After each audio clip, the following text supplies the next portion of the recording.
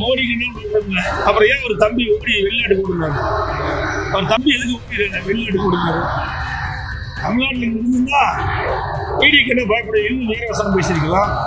ஒரு பொம்மை முதலமைச்சர் இந்த நாட்டை ஆண்டு கொண்டிருக்கின்றார் காரணத்தினாலே திறமையற்ற முதலமைச்சர் ஏன் கடந்த 3 ஆண்டு காலமாக பிரதமர் மோடியை முழுமையாக சந்தித்து தமிழ்நாட்டை கோரிக்கை வைக்கல? இப்போ அவசியம் என்ன வந்தது? பிரச்சனை வந்துடுது. ஆனால் நடந்த இந்த பிரச்சனையை இதே கூட்டத்திலே தெரிவித்திருக்கலாம். ஆனால் மக்கள் மீது அக்கறை இல்லாத ஒரு முதலமைச்சர் என்பது இதிலிருந்து தெரிய வருகிறது. ரெய்டு நடைபெற்று விசாரணை நடைபெற்றுக் கொண்டிருக்கிறது. ஆகையால் பயந்து என்றும் டெல்லியிலே நடைபெற்ற நிதி ஆயோக் கூட்டத்தில் கலந்து கொண்டுள்ளார் என்றுதான் கருத வேண்டியிருக்கின்றது. தமிழ்நாடு முதலமைச்சர் திரு ஸ்டாலின் அவர்கள் கடந்த 3 ஆண்டு காலமாக பாரத பிரதமர் அவர்கள் தலைமையிலே நடைபெற்ற நிதி ஆயோக் கூட்டத்தில் கலந்து கொள்ளவில்லை. அதற்கு பல்வேறு கருத்துக்களை முதலமைச்சர் ஸ்டாலின் அவர்கள் தெரிவித்திருக்கின்றார்.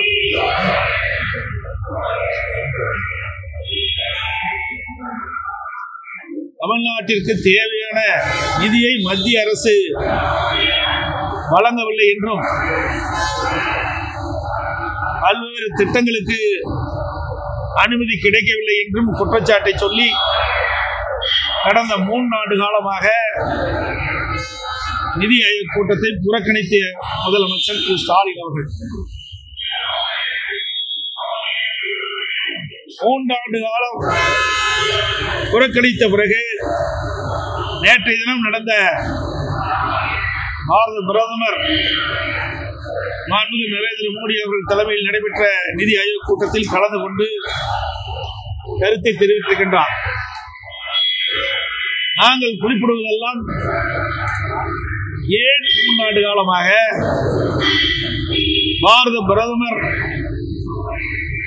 மாண்புமிகு மோடி அவர்கள் தலைமையில் நடைபெற்ற நிதி ஆயோக் கூட்டத்தில் கலந்து கொள்ளவில்லை?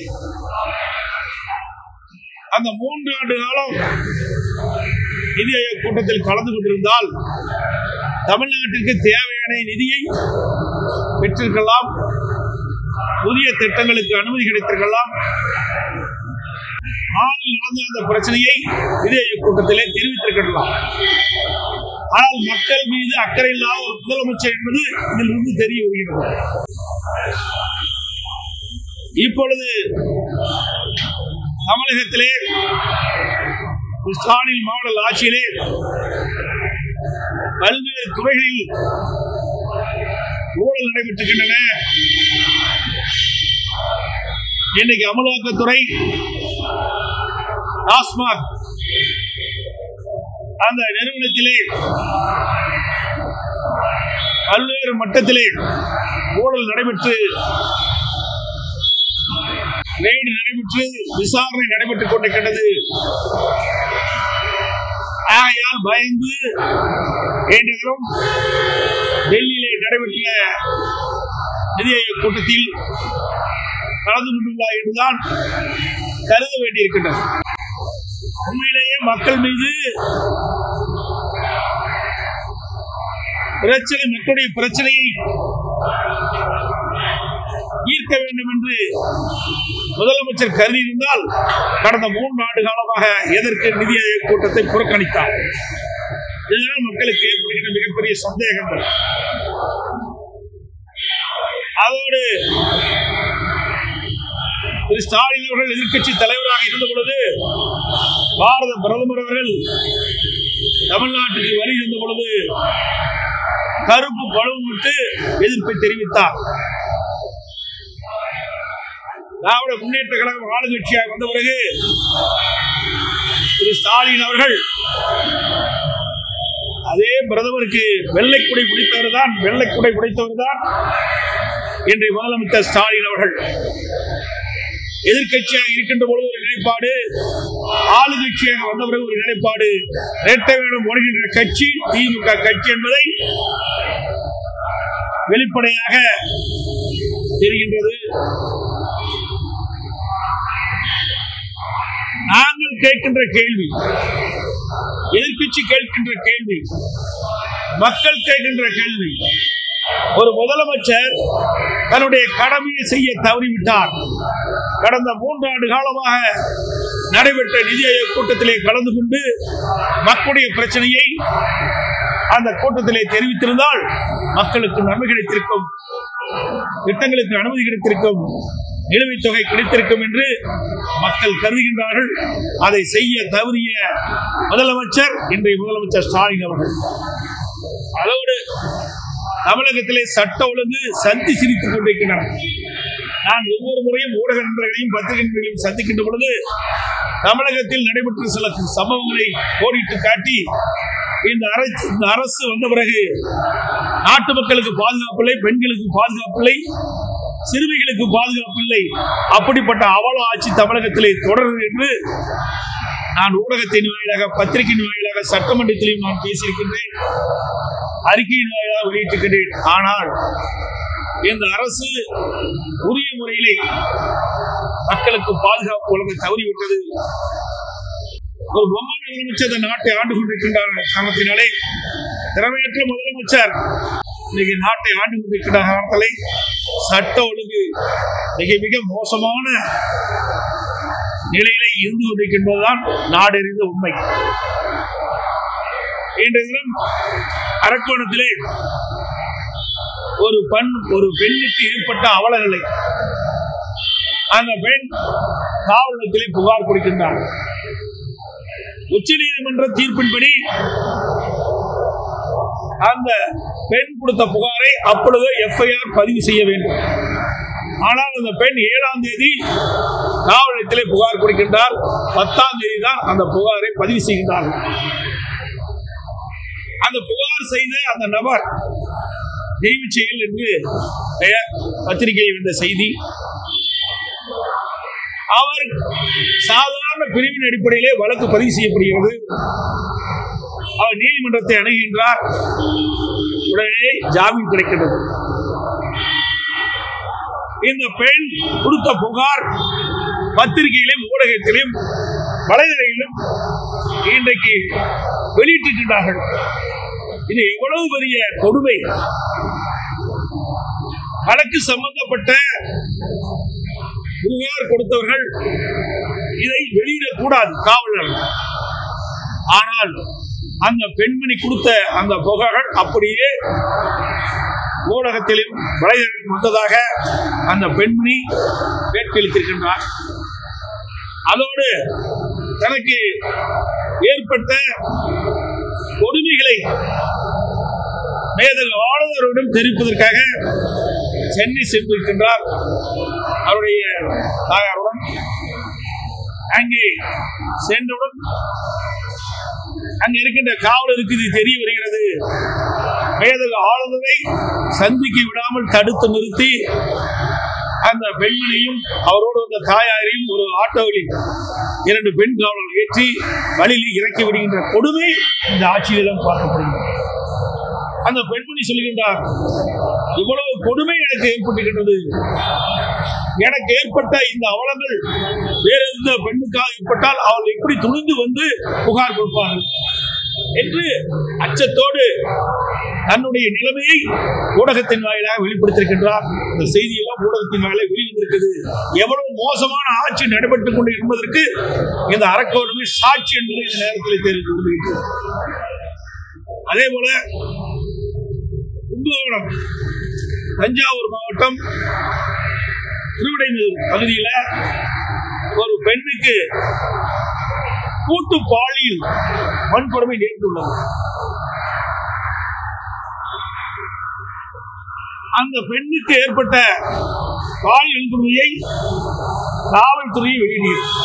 எவ்வளவு கொடுமையான செயல்! குற்றவாளிகள் முன்ஜாமீன் பெறுவதற்கு காவல்துறை துணை புரிகிறது. எஃப்ஐஆர் பதிவு செய்ய காலதாமதப்படுத்துகிறார்கள். அதே போல சாதாரண குற்றப்பிரிவிலே வழக்குகள் பதிவு செய்யப்படுகின்றன.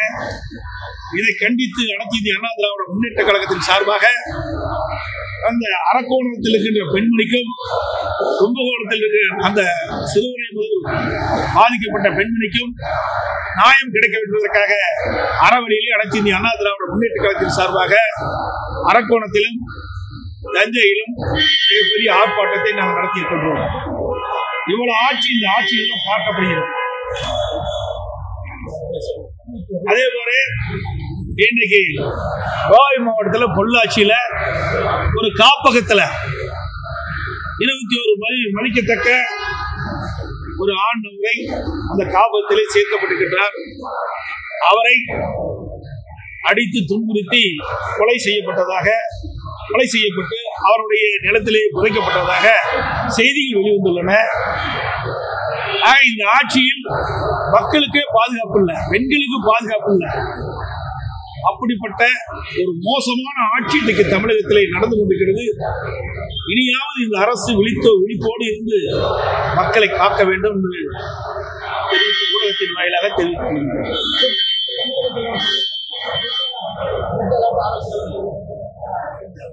ஆமா, இந்திய வானிலை ஆய்வு தெரிவித்தபடி இன்னைக்கு ரெட் அலர்ட் நீலகிரி மாவட்டத்திற்கும் கோவை மாவட்டத்திற்கும் அறிவித்திருக்கிறார்கள். கனமழை பொழியும் என்று தெரிவித்திருக்கிறார்கள். மக்கள் ஜாக்கிரதையாக இருக்க வேண்டும்.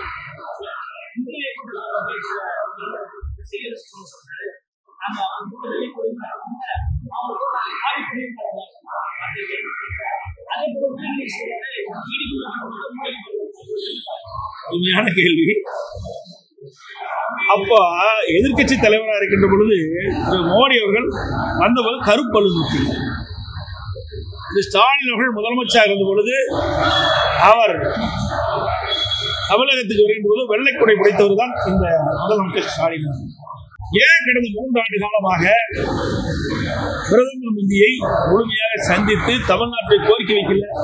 இப்போ அவசியம் என்ன வந்தது? பிரச்சனை வந்துடுது. அந்த பிரச்சனைக்கு தீர்வு காண வேணும். அதன் அடிப்படையில் தான் இன்றைக்கு பிரதமரை தனிப்பட்ட முறையிலே பார்த்து என்ன பேசுறான்னு தெரியாது. அவர் சொன்னதுதான் வெளியே வந்திருக்குது. பிரதமர் சொன்னதான் உண்மை வெளியே. ஆனா இதே ஏன் முன்கூட்டி செய்யவில்லை? இதுதான் மக்களுடைய கருத்து, எதிர்கட்சியுடைய கருத்து. கடந்த 3 ஆண்டு காலமாக நிதி ஆயோக் கூட்டம் நடைபெற்றுக் கொண்டிருக்கிறது. அந்த கூட்டத்தில் ஏன் கலந்து கொள்ளவில்லை? ஏன் தமிழ்நாட்டுடைய நிதி பெறுவதற்கு பாரத பிரதமரை சந்திக்கவில்லை? இப்பொழுது அவசியம் என்ன வந்தது? பிரச்சனை வந்துவிட்டது. அந்த பிரச்சனையை சரி செய்ய வேண்டும். அதற்காக பாரத பிரதமரை சந்தித்திருக்கின்றார். உதயநிதி சொன்னார், ஈடி கண்டால் பயப்படவில்லை, மோடி கண்டால் பயப்படவில்லை. அப்புறம் ஏன் ஒரு தம்பி ஓடி வெளிநாட்டு கொடுத்தாரு? அவர் தம்பி எதுக்கு ஓடி வெளிநாட்டு கொடுத்தாரு? தமிழ்நாட்டில் இருந்தா ஈடி கண்ட பயப்பட இன்னும் நேரவசனம் பேசியிருக்கலாம். தப்பித்தோம் பிழைத்தோம் என்று உதயநிதியுடைய தம்பி என்று சொல்லிக் கொள்கிறார்கள். பத்திரிகையிலும் வந்த செய்தி, ஊடகத்தில் வந்த செய்தி அடிப்படையில் சொல்லிக்கிட்டு அவர் ஏன் வெளிநாட்டுக்கு தப்பிச்சுக்கிட்ட காரணம் என்ன? அதெல்லாம் வரும். முதல்ல ஆரம்ப கட்டம். அப்ப யார் எப்படி பயப்படுவாங்க தெரியும்.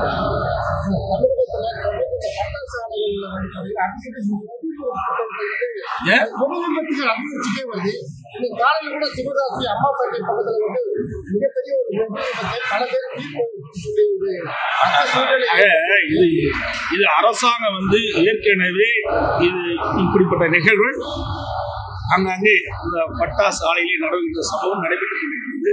இதை தடுத்து நிறுத்துவதற்கு தேவையான பாதுகாப்பு நடவடிக்கை எடுக்க வேண்டும் என்று நாம் சட்டமன்றத்தில் வலியுறுத்தியிருக்கின்றோம்.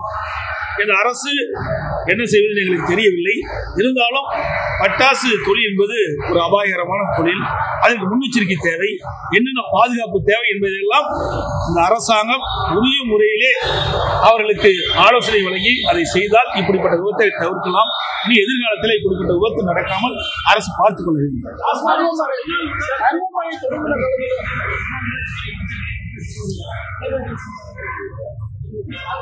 அவருக்கு தானே வந்திருக்கு, உங்களுக்கு எல்லாத்துக்கும் வந்தாலும் வரலாம். எச்சரிக்கையா இருங்க. இந்த ஆட்சியில பாதுகாப்பே இல்லைங்க. ஏன்னா அரசியல் தலைவர்களுக்கு பாதுகாப்பு இல்லை, மக்களுக்கும் பாதுகாப்பு இல்லை, பெண்களுக்கும் பாதுகாப்பு இல்லை, சிறுமிகளுக்கும் பாதுகாப்பு இல்லை, ஒட்டுமொத்தமா நாட்டுக்கே பாதுகாப்பு இல்லை. இந்த ஆட்சி இருக்கிற வரைக்கும் சட்ட ஒழுங்கு மிக மிக மோசமான நிலைக்கு போயிருக்கு. எங்க பார்த்தாலும் போதைப் பொருள் விற்பனை, கஞ்சா அடிச்சுக்கிறான். என்ன செய்வதுன்றே தெரியல. இன்னைக்கு முதலமைச்சர் நான் கடந்த 3 ஆண்டு காலமாக தமிழகத்தில் போதைப் பொருள் நடமாட்டம் அதிகரித்திருக்கின்றது. பல்வேறு வகையிலே போதைப் பொருள் விற்பனை செய்கின்றார்கள். இதனால் இளைஞர்களும் மாணவர்களும் பாதிக்கப்படுகின்றார்கள். இந்த போதைப் பொருள் நடமாட்டத்தை தடுத்து நிறுத்த வேண்டும். போதைக்கு ஒருவர் அடிமையாகிவிட்டால் அவர்கள் மீட்டெடுக்கவே முடியாது. அப்படிப்பட்ட சூழ்நிலை இருக்கின்ற காரணத்தாலே இந்த போதைப் பொருள் விற்பதை தடை செய்ய வேண்டும். எங்கிருந்து போதைப் பொருள் வருகிறது என்பதையெல்லாம் தடுத்து நிறுத்துவதற்கு உரிய நடவடிக்கை எடுக்க வேண்டும் என்று நான் ஊடகத்தின் வாயிலாக, பத்திரிகையின் வாயிலாக, சட்டமன்றத்திலும் தொடர்ந்து வலியுறுத்தி வந்தேன். நான் சொல்வதை இந்த அரசு செவி கொடுத்து கேட்டிருந்தால், அப்பொழுதே நடவடிக்கை எடுக்கப்பட்டிருந்தால் இவ்வளவு தூரம் இந்த பிரச்சனை வந்திருக்காங்க. இன்றைய தினம் அந்த போதைக்கு அடிமையானவர்கள் தான் இந்த தவறான வழியில சென்று கொலை, கொள்ளை, திருட்டு, பாலியல் கொடுமையில் நடைபெற்ற வழக்குகள்லாம் பார்த்தீங்கன்னா இப்படிப்பட்ட போதை ஆசாமிகள் தான் செயல்படுறாங்க. அதுக்கு தான் இன்றைய முதலமைச்சரே ஊடகத்தின் வாயிலாக சொல்ற போதையின் பாதையிலே செல்லாதீர்கள், போதையின் பாதையிலே செல்லாதீர்கள் என்று இப்ப சொல்றீங்க. இதை நான் 3 ஆண்டுக்கு முந்தைய சொன்னேன். இதை அரசாங்கம் முழுமையாக நான் சொன்னதை கடைபிடித்திருந்தால் இன்றைக்கு முதலமைச்சர் இந்த அறிக்கை வெளியிட்டு வேண்டிய அவசியமே இல்லை.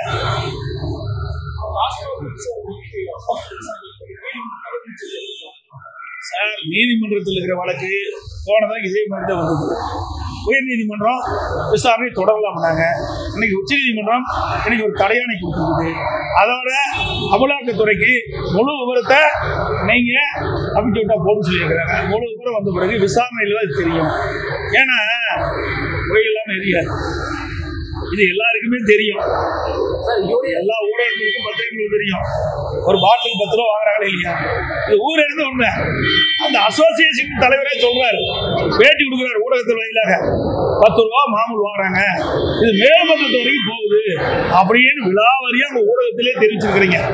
ஆக இதில் வந்து ஊழல் செய்த காரணத்தினால பல்வேறு வழக்குகள் பதிவு செய்யப்பட்டு அதன் அடிப்படையிலே அமலாக்கத்துறை வந்து அதுல வந்து அந்த வழக்கை பதிவு செய்து ஆங்காங்கே அவர்கள் சோதனை செய்கின்ற பொழுது பல்வேறு ஆதாரங்கள் கிடைக்கின்றது. ஆதாரங்கள் அடிப்படையில் தான் அவர்கள் வந்து இந்த விசாரணை மேற்கொள்றாங்க.